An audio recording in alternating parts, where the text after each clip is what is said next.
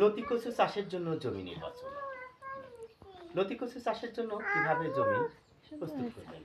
প্রিয় দর্শক, দেখছেন Asad agro Facebook page, Asad agro YouTube channel, Himel agro YouTube channel. এই সমস্ত চ্যানেল এবং ফেসবুক পেজের পক্ষ থেকে সবাইকে স্বাগত। ভিডিওটি ভালো লাগলে চ্যানেলটি সাবস্ক্রাইব করেন, পেজটি ফলো দিয়ে পাশে থাকুন। প্রিয় দর্শক, লতি কচু চাষে ব্যাপক সুবিধা রয়েছে যদি সঠিক সময় সঠিক যত্ন নিতে পারেন। তো যাই হোক, আসুন লতি কচু চাষের প্রথম ধাপটা আমরা জেনে আসি, জমি নির্বাচন। এটা অত্যন্ত গুরুত্বপূর্ণ একটি ধাপ। সচরাচর আমার পক্ষ থেকে পরামর্শ হলো আপনারা উঁচু জমি নির্বাচন করবেন। পানি খরচ হোক, তাতে কোনো সমস্যা নেই, কিন্তু বিভিন্ন প্রকার ঝামেলা আপনারা এড়িয়ে চলতে পারবেন।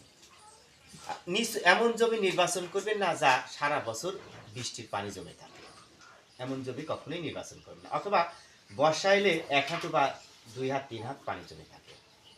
চেষ্টা করবেন উঁচু জমি নির্বাচন করার। তবে বর্ষা মৌসুমে যদি 8-9 ইঞ্চি সারাক্ষণ পানি বেড়ে থাকে তাহলে কোনো সমস্যা নাই। দেখছেন লতিরাজ কচুর লতি, দেখেন কত সুন্দর মানের লতি।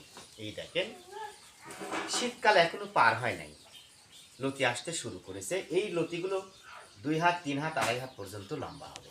ভিডিওটি ভালো লাগলে সোশ্যাল মিডিয়া শেয়ার করুন। ভালো থাকুন।